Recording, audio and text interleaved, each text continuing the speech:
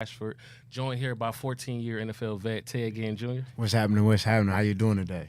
by former Notre Dame captain Shaun Crawford. First of all, fighting Irish, because this is a Cleveland show, so I'm going to make sure it ain't Notre Dame down the street, the fighting Irish, the real Notre Dame, right? That is a question that I feel like I only get in Cleveland is, I tell people I go to Notre Dame or went to Notre Dame, and they'll be like, oh, okay, cool. And then conversation going a little bit, and I'd be like, yeah, in South Bend, Indiana. And they'd be like, oh, not the one down the street? No, not the one down the street. So Not on Green Road, the conversation always like change and interest always spark, when you tell them it's the one with the gold helmets, not the what they got, white and blue helmets. So I don't even know. Blue face mask. Okay, so before we today we're gonna get into, of course, Saturday primetime. His team, Colorado, they play USC.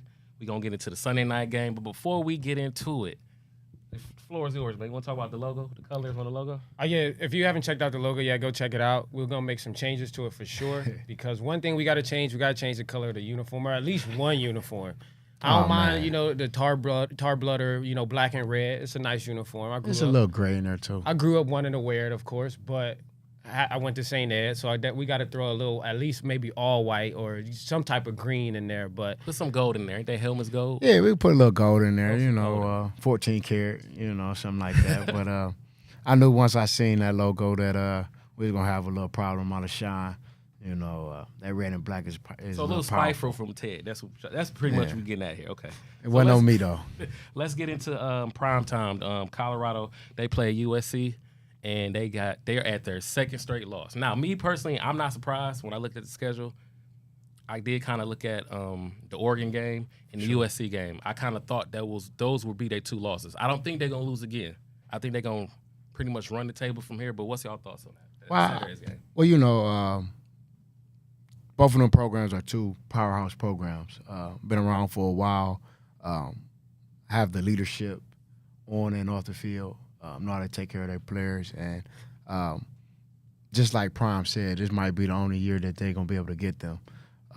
With him having the background that he has and playing on the different levels that he has, he's changed every team that he's been on from high school. Now he in college, and then the things that he did as himself as a pro and in the collegiate area, in high school area. So I just think with his mindset, he'll bounce back pretty easy.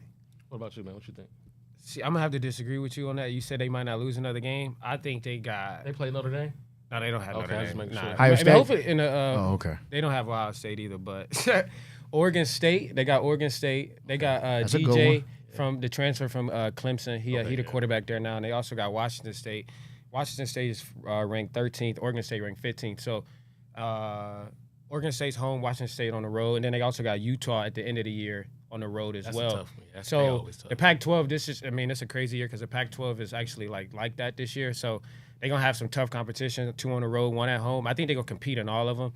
I didn't really think the USC game was competitive. If you watch the game, the score was close, but USC, USC was going to win that game. I really think they took their foot off the gas. I think so, yeah. I really think that they started slow, Colorado. I think they started slow because if you look at it, like they was talking about the last game when they played Oregon, Deion always defer. So he put his defense out there first. Defense really not that good.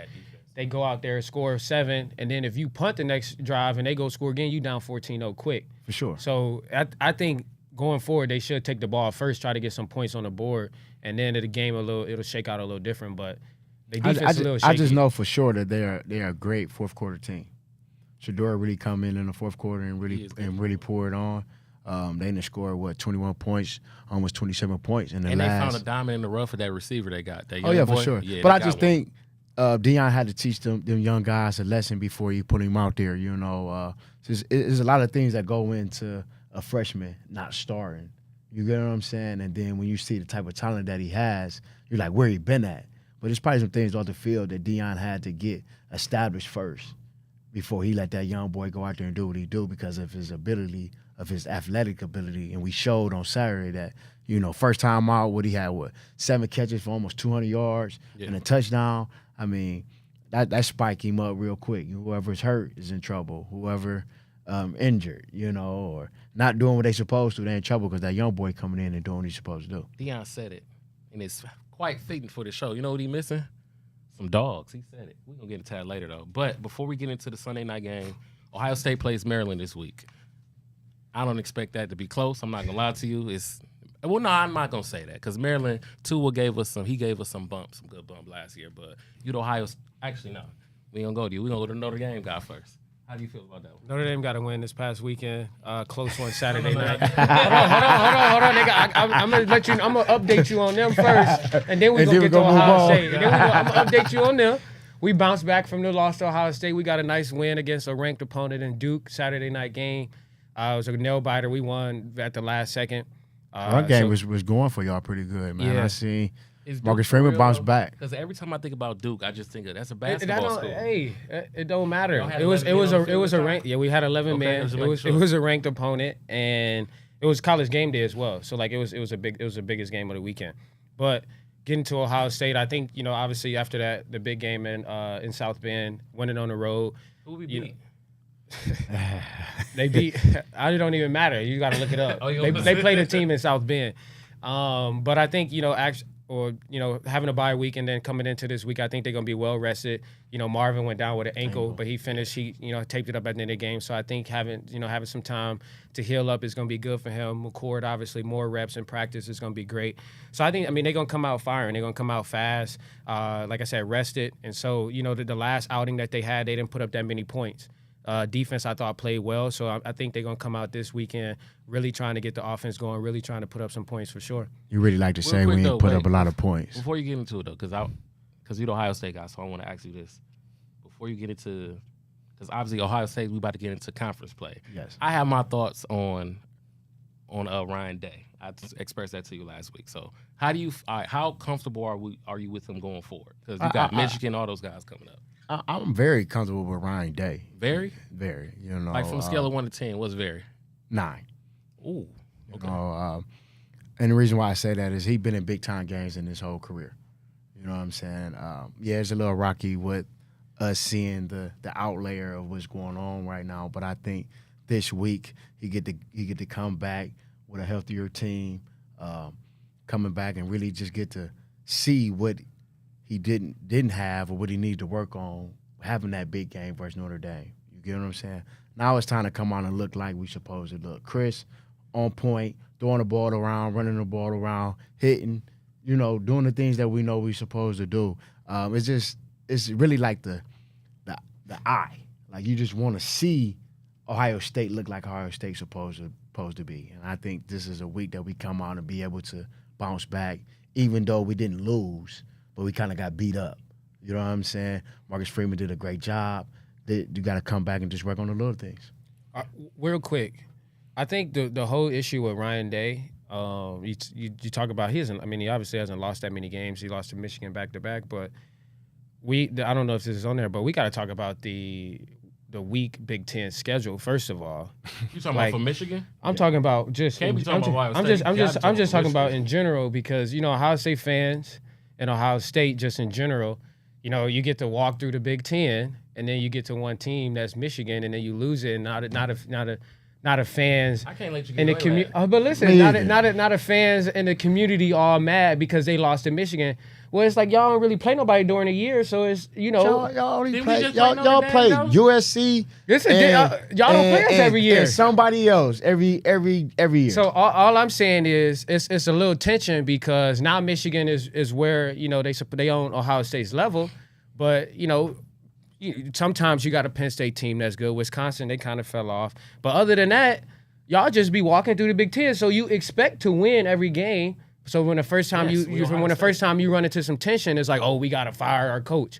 But it's like, no, y'all just play one good game. I think the people the people say we want to fire the coach because you have to beat the team. You twice. You have to. Now that's get you fired in Ohio. And that gets you talked about in Ohio. Whooped. You get what I'm saying? And that's true. It ain't like you losing. You're getting whooped. But I think it boils down to a lot of the kids that you have on there. And there's no shot to nobody. But if you come in and you recruit Ohio and get the kids that really love Ohio, then they will understand how to beat Michigan. You get what I'm saying? Just like y'all. When it's time to play USC, y'all get your colors out. Y'all make sure y'all do everything to make sure that when these people come in here, it ain't right for them. You get what I'm saying? And then your coach can get fired too if they don't beat USC.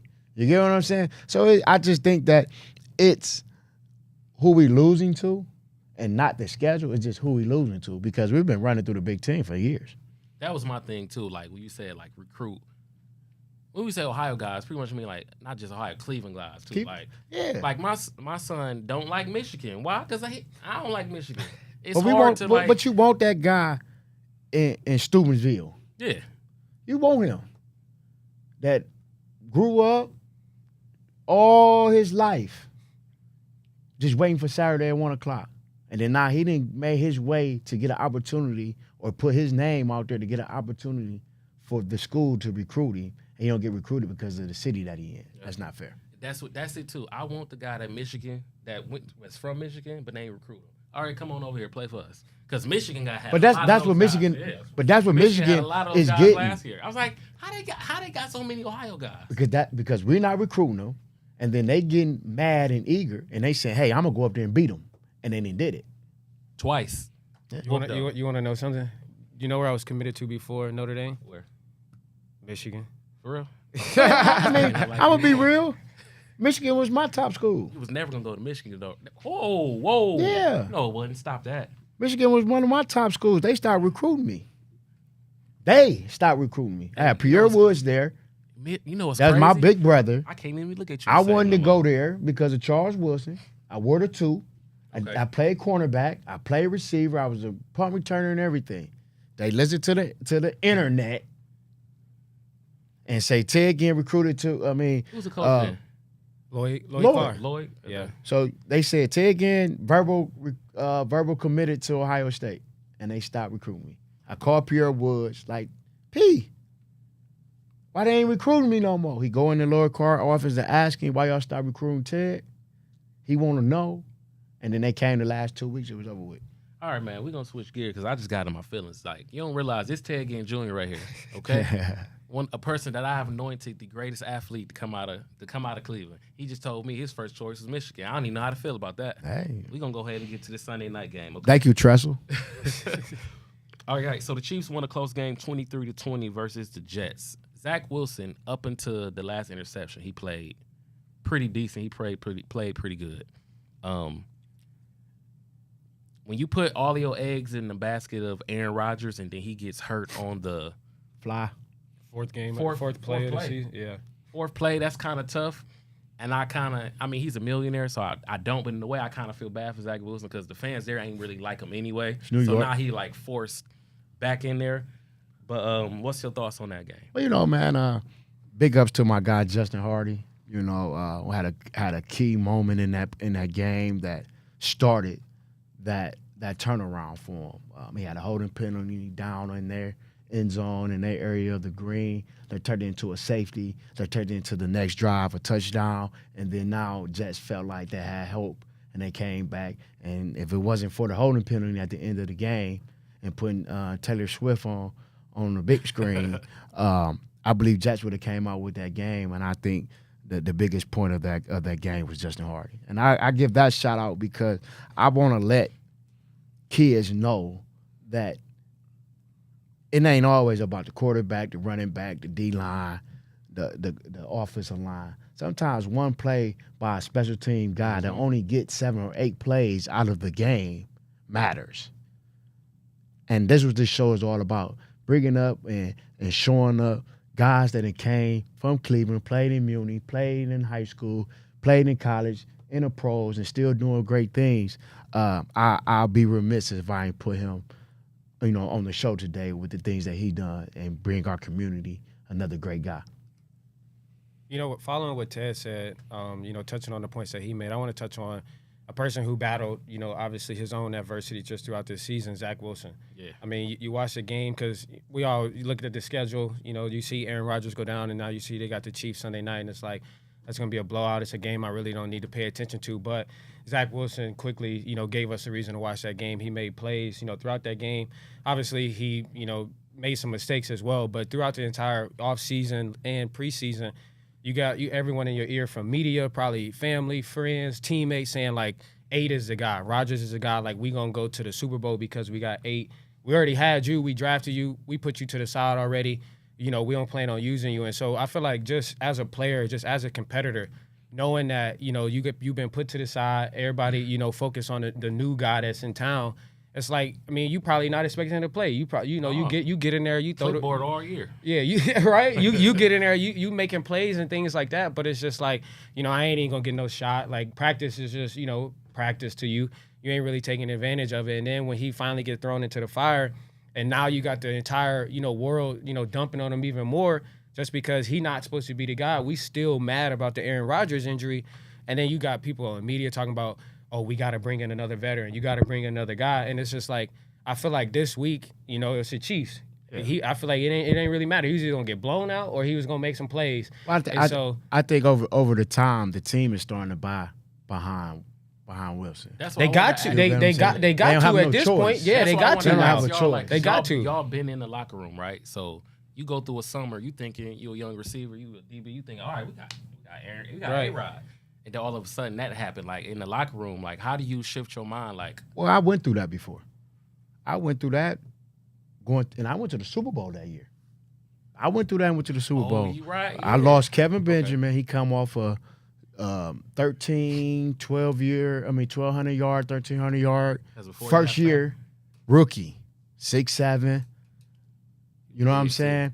I come back from Arizona Cardinals. I just got cut.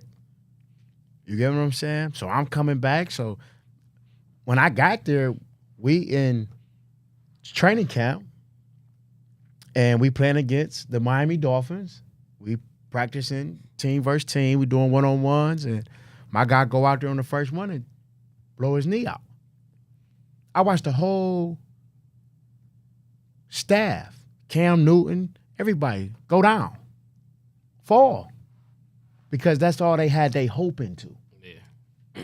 That's all we gonna use Ted Ginn, Cotry, and Philly Brown and Funches in spurts.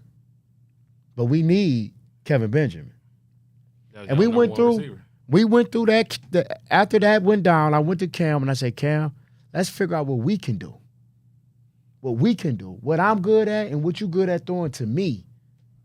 And we went on and went to the Super Bowl that year. So it's the next man up mentality. You never in a secondary spot when you playing football or you playing sports, period.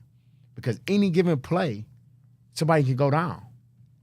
And that coach depends on you to know your stuff, know how to line up, know how to come in and do what you can do to help the team. Who's on that offense, though, that can, like, because that's rather like a young team. I mean, they got Dalvin Cook in there, but I think he came, like, right before the season started. Who's in that offense that can be like, all right, we got to rally behind? Because Ohio State product, Garrett Wilson, I know it's not like him.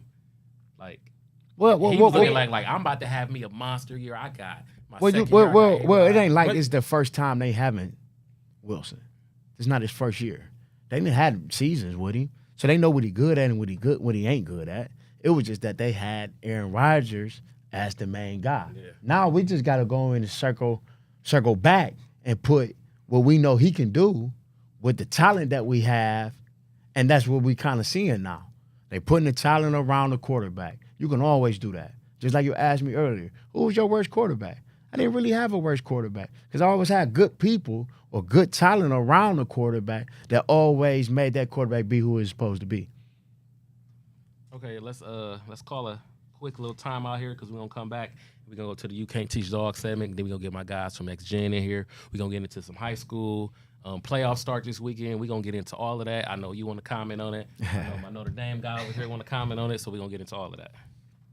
All right, we about to get to my favorite segment, all right? Favorite segment that I made up called You Can't Teach Dog, okay? And as you all know, I'm the Presidente, the captain, the El Chopper of the You Can't Teach Dog community, okay? And I got a dog, right? And it's a special thing about this dog because he just ain't a regular dog. He my dog. This my seed right here, okay? Do he bark when the doorbell ring? Oh, he don't just bark. He okay. Like he there, okay? But this kid, first off, we feed him good, okay?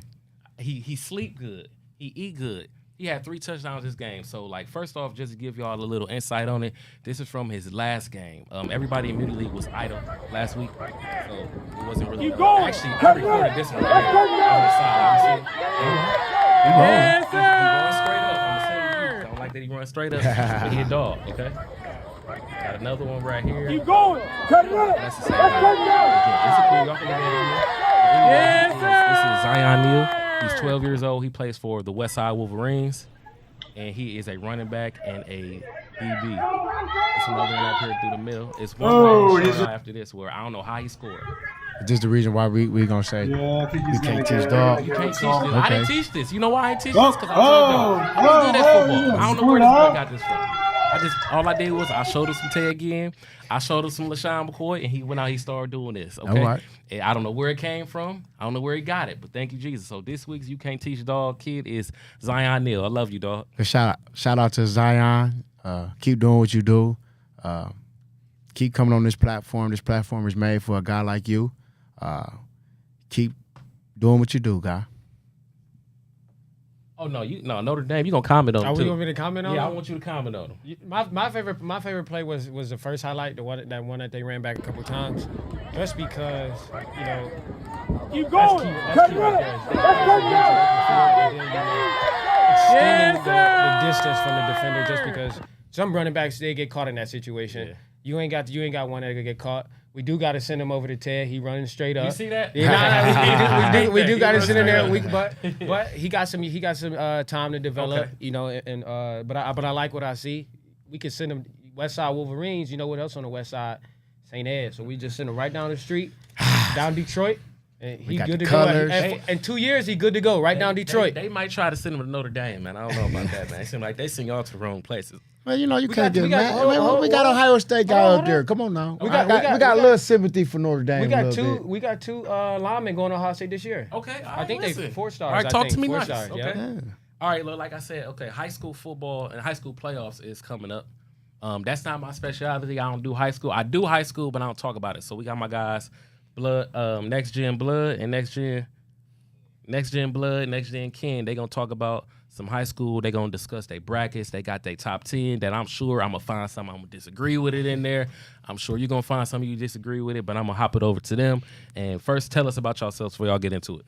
Before we get started, I'm Shaun Crawford, co-founder of Next Generation Sports Media. Next Generation Sports was started in 2019. Basically, our mission is basically trying to find the next generation of talent in the city and trying to carry them, get them exposure for the next level and beyond. We started our first year. We were just trying to get out here and trying to help kids trying to find their home for high school. And that's when we started Bryce West. You got D, you got Toe from over there. I think Glenville is some of the first guys we started with. And now it carried us on over to high school, and now college. We're trying to get into college now. So that's how I really got started. And then I'll let y'all get to know my guy Ken. He's one of the first person that actually helped us with the vision and trying to help carry it. So. No doubt. And AKA Rico Suave over there. Just on the whole how Next Gen got started thing, man. I just want to say to all the young kids out there watching this, just even if other people don't believe in your vision, just keep going. We started off. It was a group message with about 6 of us in the group message. We was all trying to get everything going, and y'all see how many of us it is sitting here right now. So two ball.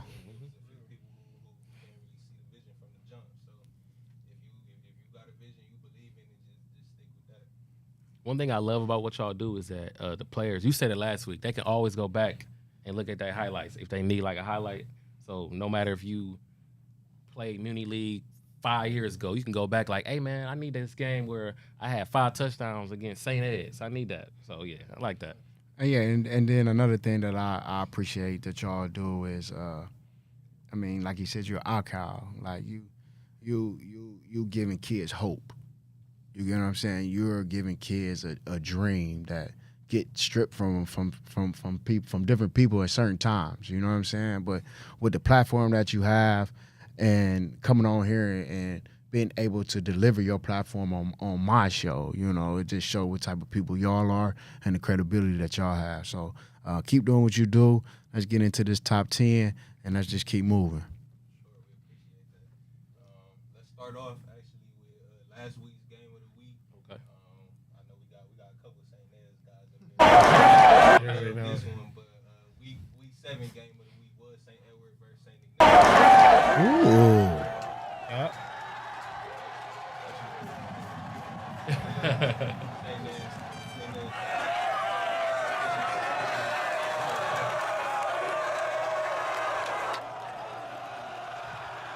See those black uniforms? We could probably exchange that one Yeah. for, you know. I see what's going on. When I looked at the black uniforms, I was like, yo, them is nice. I can't hate. Them is nice. I look a little slow in that black uniform.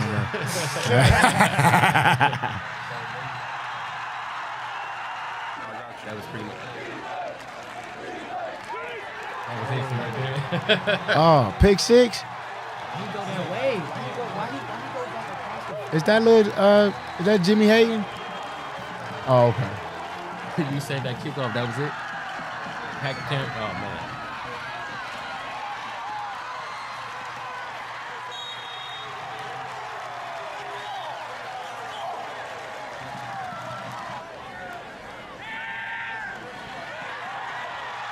What did one do? What did one do this game? How did he play this game? Number He one. right here, right?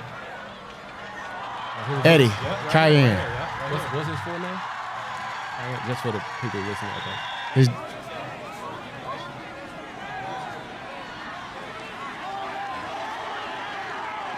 He looked a little tired on that spin move.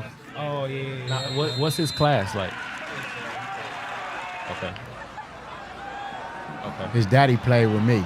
Okay. His daddy played with me from Muni League to high school. And, you know, his dad was a beast too. So Okay. shout out to Eddie Mason. Yeah. Shout out to him, man. Yeah. Actually, this right here. From this game. So, week 7, next gen player of the week right here. St. Ed's quarterback Casey Bullock. I feel like if you play football and your name Bullock, you a dog. I don't know nobody named Bullock that play football that ain't a dog. And the special thing about this performance is Casey probably missed the past about 3 games. He had a knee injury. When I was at the Massillon game, he was on the sideline on crutches, so he missed the past. Was this his first game back? This is My his goodness. first game back. Dog. Man. What is it? You can't teach dog. Okay, that's dog right there. Well, I know his coach was happy to see him come back on the field. So one question I wanted to ask, since we got 2 St. Ed's guys up here, I wanted to ask y'all kind of about the history and like the prestige that comes behind St. Edward. Like, can y'all kind of elaborate on that a little bit to what it means to y'all to be from St. Edward and what that program did? Well, first off, for me, I mentioned it a little earlier on the show. It's like growing up, I actually wanted to go to Glenville, play for Glenville, because you got guys like this. Shane Wynn was older than me. Justin was older than me. Twan was older than me. So all these guys, I'm coming from Cleveland. It's like, oh, that's where I got to go.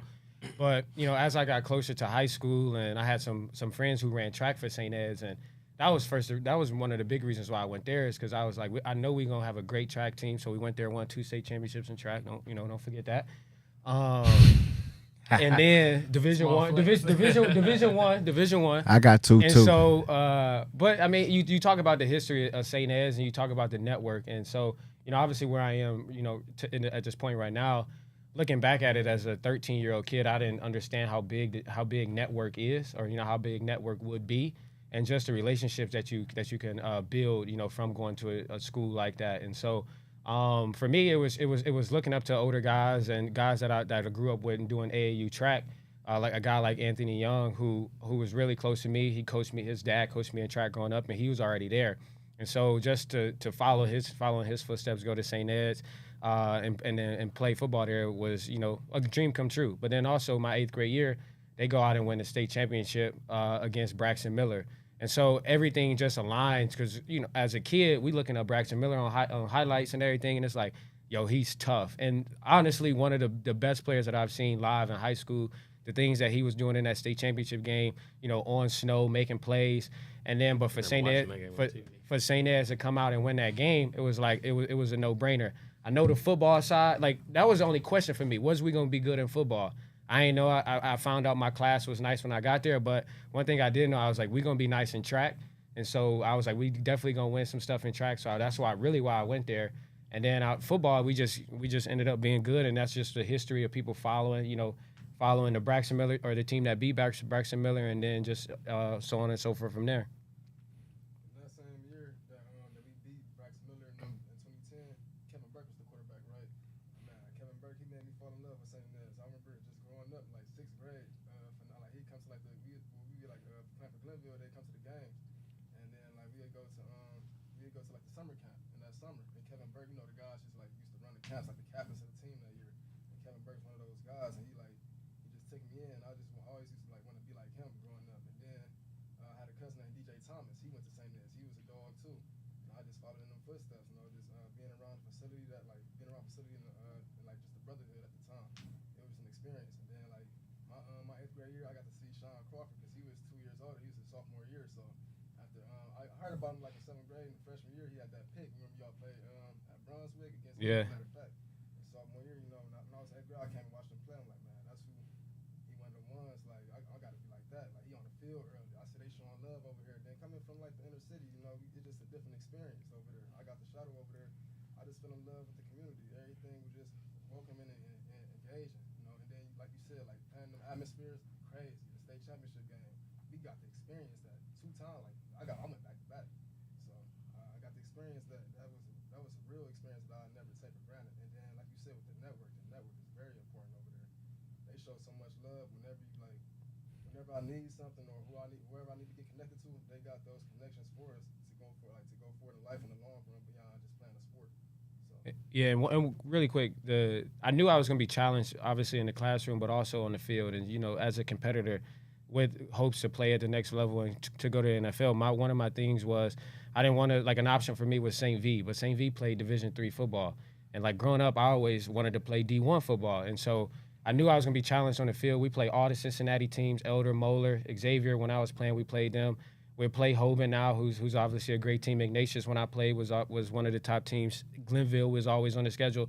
So I just named like 7 teams right there. And so you put on good tape against them, you play against them, you're going to be ready for the next level, no doubt about it. And so that was, and I could attest to that when I got to Notre Dame, day one, I was ready to go. So that was just some things like growing up and when choosing St. Nez was like, I know I'm going to be challenged in the classroom, but also on the field. And then like you said about that, you're going to be challenged because originally I wanted to go to Benny or Organic Academy as well, but it just wasn't like, I just had to get uncomfortable being comfortable, go somewhere and try something different. And then I just took that leap of faith, and then it brought me forward in the long run. It helped out, it paid off. And I never take that experience for granted because everything was definitely, there was some memories going to Eds, man, some good ones for sure. Shout out to St. Ed's. I never thought I would say that in my life. Hey, man. Shout out to them, man. So let's get into this top 10. I can't believe I said that, man. Okay, so power rankings really didn't change too much over the past week. Most of the teams won, so I believe 11 through 15. This is the exact same 11 through 15 right here. We can move on to. So the major change here, we had Wash Jesuit at 8 last week, but unfortunately, Wash Jesuit ran into the number 2 team, Hoban. Yeah. Shaun Crawford kind of just spoke about. So that was pretty. That was what 50-0 at halftime. Ooh. Yeah, At halftime? 50-0 at halftime. Scoreboard off, man. Yeah. So I know a lot of people gonna say like, how can you let that happen to you and we still leave them top 10? But at the end of the day, I mean, it's Hoban, and they would do that to a lot of teams in this. Hey. And it's your list. Area. And it's your list Right, at the end of the day. Hey. We got Hoban next. Hoban ain't no 50 ball at halftime. Yeah, we definitely, yeah. I want to talk about that. Let's see this top 5. Top 5 still the exact same. Massillon at 1. I think Max Preps actually put Massillon like top. They might be number 16 in the country right now. Okay. So they creeping nationally. Hoping that number 2 still, like we said, they was just up 50-0 at halftime. So that goes without saying. Saying that we picked up the Holy War victory, like we just said. Avon, I'm not even sure what Avon just played this past week, but I know for a fact they did win. And Glenville had a Senate League game. Yeah. We all know exactly what happened. Y'all still playing Senate? We played John Hay. That's a little tune-up game. You know how Bama play like the Citadel before they got Auburn. Here you go. You always love to compete. You always like to contrast. I'm calling y'all Alabama in this situation. But it's like call Big Ten weak schedule. That was just telling us that we got a weak schedule. It's a tune-up game for Hoban. It's right. You resting basically. You said Kennedy where? You're right. Don't do that. Don't do that. Kennedy record, do you know it? I ain't even gonna lie to you. I don't even know their record. Ooh, do they got a team? Don't do that, man. Oh man, Don't. They just got a new field. That's what. Hey, and see why y'all talking about it while we on this. The Senate was raw when I was in school. We were just good. That was decent, man. We was raw. We had good talent. Stop. Football, basketball, track. Who's Ted. the best team in the Senate? Ted. We talking about football? All right, Colin Wood. Besides y'all, I'm talking about like who's the best teams you had to play against in the Senate? The Wood will give me a shot just because you playing against your brothers. You know what I'm saying? Like, you know, you got Wood, Kennedy. Kennedy gonna come on and give you a shot. But to really be real with y'all, Lincoln West and Marshall was tough. Even though the score might say 50, score might say 60, but they gonna hit you all night. When you playing a team like that I hate to say it, but they used to losing, so they come out to lose. So their want and their fight is totally different. Man, that's You the get what most I'm football saying? answer ever. I never understood how football players say you beat somebody 50-0, but then y'all be like, it was tough though. Like how? Because me, I don't. It could just be the way the game play out. Like it could be a tough game, and then just some bad breaks on the offense. They fumble on the Or they come out and they hit you. field position. If I'm at home, I'm like, man, they beating the. I mean, dog. because a lot of times when you're playing against a team like that, you don't come ready here. You get what I'm You saying? already got that So you mindset, already like, got we that already mindset. know I'm only playing these guys. You get what I'm saying? So it might take you a quarter and a half to wake this up to realize like, oh, this is a football game. You get what I'm saying? Okay. But to them, they all into the fight right now. You know what I'm saying? I'm kind of like, I'm only down 21 when I'm used to being down 35 in the first quarter. Like, you get what I'm saying? Like, they feel like they playing with you in a sense. And then on the flip side, you kind of like, man, we ain't doing what we supposed to do because we supposed to have X amount of points by this time. You get what I'm saying? So that's when it come to that, oh, man, we won, but we really got our butt whooped. You know what I'm saying? So, You know what it is. That's okay, because teams like Glenville, they go down Lee Road, stealing all the players and everything. Oh, man. No, I'm just playing. I ain't gonna put that Oh, on. I ain't gonna do that. Oh, Go ahead, Charles. man. I just had like a question open up. Like, who are some of the best high school players y'all ever witnessed play or played with? So I asked this question on Twitter probably a year ago, and we did like a series on my podcast, Varsity House, and we just called it like Local Legends, and that's when you actually came on, and so on my like Twitter feed, a lot of people commented you. It was Braxton Miller, so I went and interviewed him. But honestly, the best player that I've seen live was LaTuan Anderson, like 100% offense, defense. I talked about he went to Glenville, but he started at St. Ed's. But then also on the track side too. Like I've seen one of the nastiest walk downs in a 4x2 at the state championship by LaTuan, and like he went to the U, or he committed to the U and whatever. And so that was obviously like one of my favorite schools growing up. But that's my pick for, the rawest dude that I've seen growing up. Man, I got a lot of different people I can pick from that people probably wouldn't even know in my book. Like, you know what I'm saying? Just from my area I done been in. But my favorite player that I like watch growing up is really two, and they come out of Warren Hardy. And that's Maurice Claret and Mario Manningham.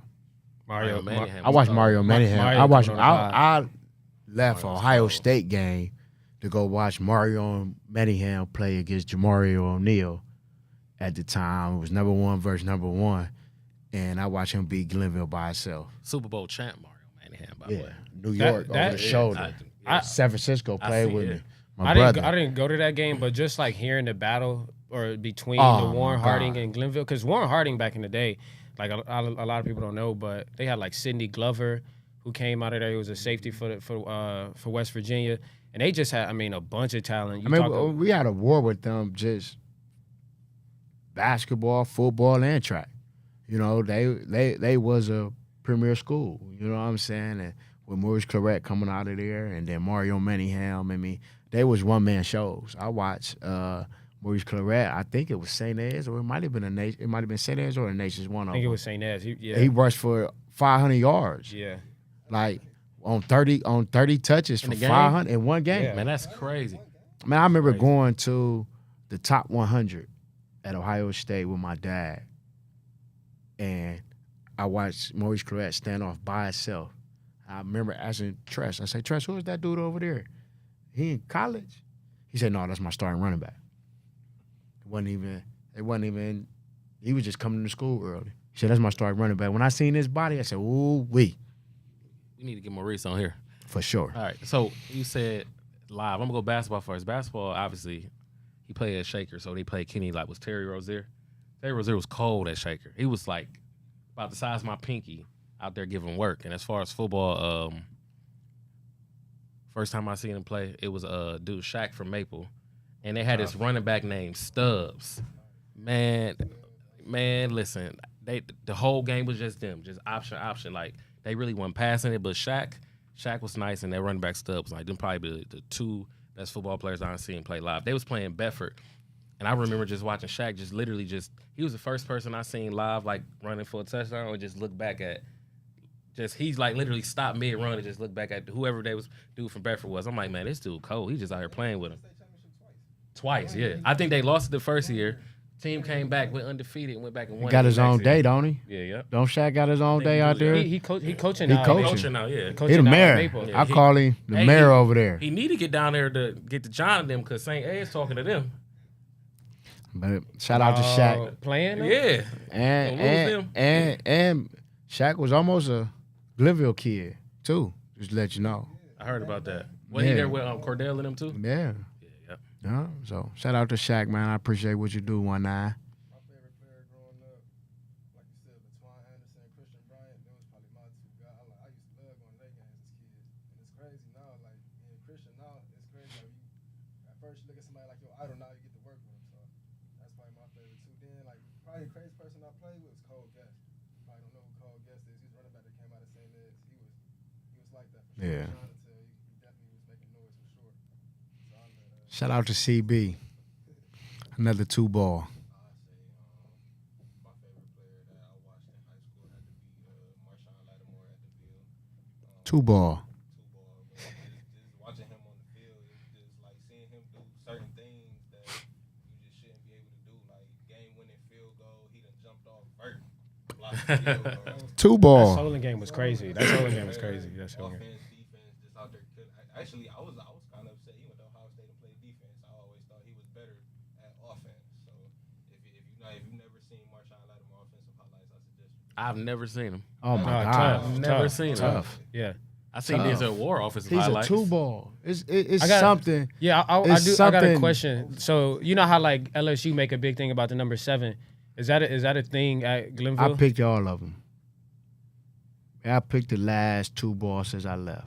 So I picked Kirsten Bryan, I picked Kobe, I picked Marshawn, I picked Brian West, I picked the D'Angelo Dog, I picked his little brother. Every two ball that has left out of Glenville has touched the NFL in some type of way, through coaching or playing. So it's a model when you come in that you have to wear the deuce. You have to come in and be there all 4 years.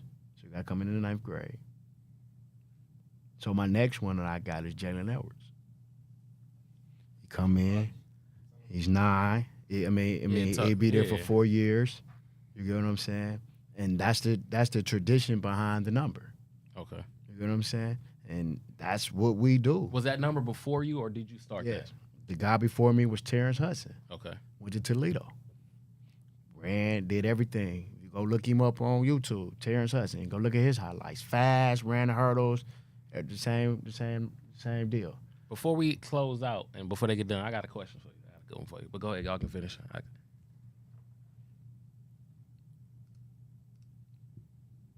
so we want to introduce the kind of a new kind of segment this week. Okay. We didn't do last week. We want to look forward to the games that's coming up this Friday and kind of say a couple keys to the game, the way teams could come away with a victory this week. So we want to start off with what's going to be the game of the week this week.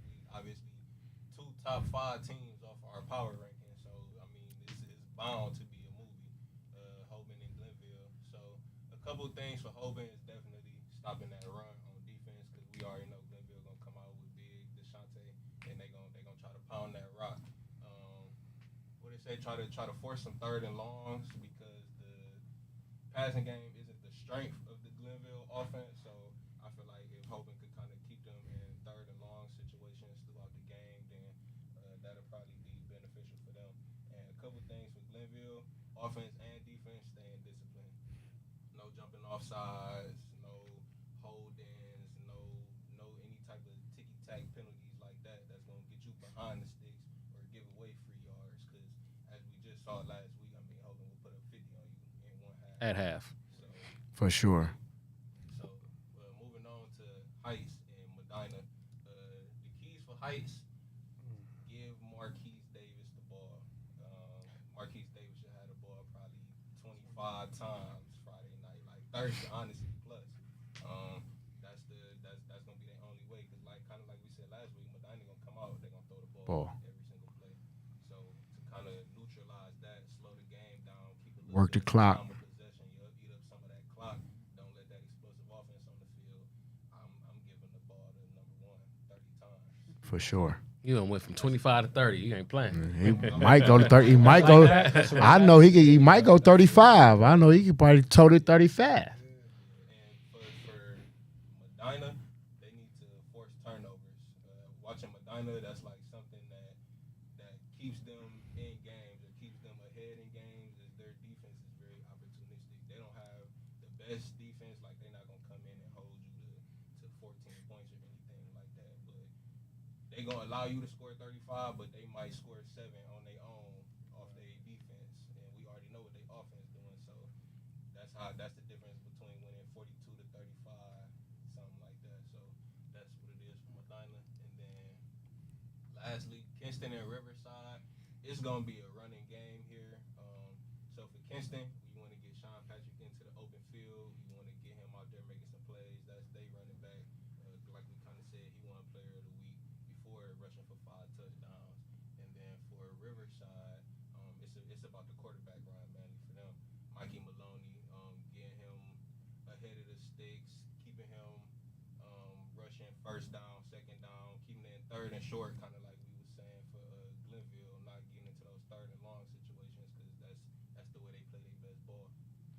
Real quick, who's home, who's away for all 3 of those games? So Kinston and Riverside is at Kinston, Heights and Medina is at Heights, and Glenville and Hoban is at Hoban. Okay. What do you think what's going to be the best game out of those? Game of the week, Glenville and Hoban, two top 5 teams. I think it's bound to be the best.